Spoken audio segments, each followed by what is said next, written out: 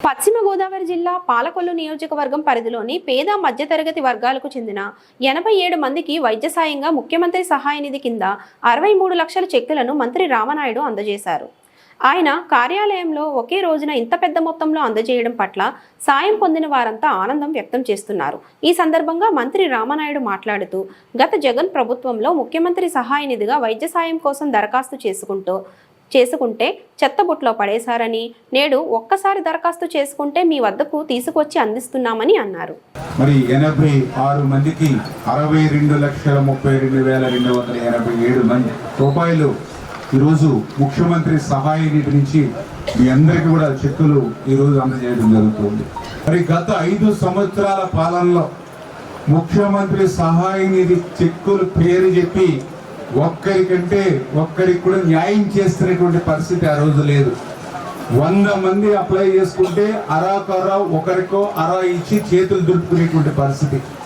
వాళ్ళు CMRFకి అప్లై చేసుకుంటే ఆ అప్లికేషన్స్ ఎక్కడున్నాయనంటే వాళ్ళు ఖాళీ చేసిన కార్యాలయంలోనూ లేకపోతే కాలాగొట్ల దగ్గర చెత్త కుప్పల్లోనూ పడేసి పోయినటువంటి పరిస్థితి గత ప్రభుత్వంలో. ఈరోజు ముఖ్యమంత్రి సహాయ నిధికి ఈరోజు నా దగ్గరకు వచ్చి మీరు ఈ చెక్కులు తీసుకుని వెళ్తూ ఉన్నారని అంటే మీ గ్రామంలో మీ వార్డుల్లో మన నాయకులు కూడా మీకు తోడ్పాటును అందించి మీరు ఎట్లా వైద్యం అందుకుంటుంది అని మీ యొక్క యోగక్షేమాలు చూసుకోవడమే కాకుండా మీ యొక్క బిల్లులను కూడా తీసుకొచ్చి నాకు తెలియజెప్పి మీకు చెక్కులు ఇస్తున్నారని అంటే కార్యకర్త నుంచి నాయకుల వరకు కూడా ఎంత క్రమశిక్షణతో కానీ ఎంత మానవత్వంతో కానీ ఈ తెలుగుదేశం జనసేన బీజేపీ నాయకులు పనిచేస్తున్నారో ఒక ఉదాహరణ. నేను ఎందుకు ఈ మాట చెప్తున్నానంటే మా నాయకుల పనితీరు ఇట్లా ఉంటుంది, మా కార్యకర్తలు ఇట్లా పనిచేస్తాం మీకోసం.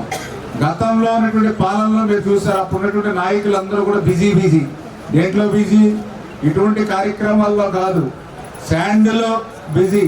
అంటే శాండ్ అంటే ఇసుకను కొట్టేయడంలో, మరి మైన్స్ను కొట్టేయడంలో, లిక్కర్ వ్యాపారాలు చేసుకోవడంలో, విలువైన భూములు కొట్టేయడంలో, కబ్జాలు చేయడంలో, కేసులు పెట్టడం అంటే మా మీద కూడా 25 కేసులు పెట్టారు. సేవ చేస్తున్నటువంటి పాపానికని మీ అందరికీ సేవ చేస్తున్నందుకు 25 కేసులు పెట్టారు గత 5 సంవత్సరాల్లో.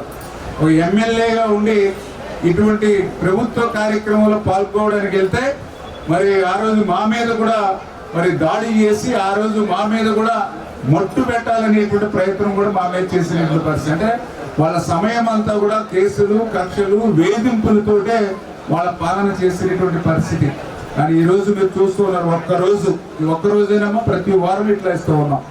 చేత ఈ రకంగా పనిచేసేటువంటి ప్రభుత్వానికి పనికి రానిటువంటి ప్రభుత్వానికి ఉన్నటువంటి తేడా ఏంటనేది ఇదే ఒక ఉదాహరణ. మరి ఈవేళ ఆసుపత్రుల్లో మెరుగైనటువంటి వైద్యం అందించాలి, పేదవాడికి మధ్యతరగతి వారికి కూడా వైద్యం అందించాలని ఆలోచనతో కూడా ఈ ప్రభుత్వం పనిచేస్తుందనే విషయాన్ని కూడా ఈ సందర్భంగా తెలియజేసుకుంటూ, ఈరోజు ఇంత కష్టపడి మేము ఈ చెక్కులు మీకు అందజేయడానికి కారణం ఏంటంటే మేము కానీ చంద్రబాబు నాయుడు గారు కానీ పవన్ కళ్యాణ్ గారు కానీ మీ కష్టాలను మేము చూస్తాం దగ్గర నుండి.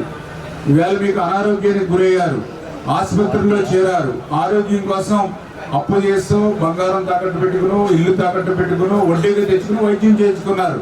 మీ ఆరోగ్యం కుదుటపడింది, ఇంటికి వెళ్ళారు. కానీ మీరు తెచ్చిన అప్పులు మిమ్మల్ని వెంటాడుతూ ఉంటాయి. ఆ బాధ, ఒక పక్కన ఆరోగ్యం కుదుటపడిందని సంతోషించాలో, ఆరోగ్యం కోసం ఖర్చు పెట్టినటువంటి డబ్బులు ఎట్లా సమకూర్చుకోవాలో అనేటువంటి బాధ, ఆవేదన మీకు ఉండకూడదనేటువంటి ఆలోచనతో ఈరోజు మీకు ఇంత పెద్ద ఎత్తున సాయం అందిస్తూ ఉన్నాం. జాతి ఇటువంటి ప్రభుత్వాన్ని మీరు ఆదరించాలి.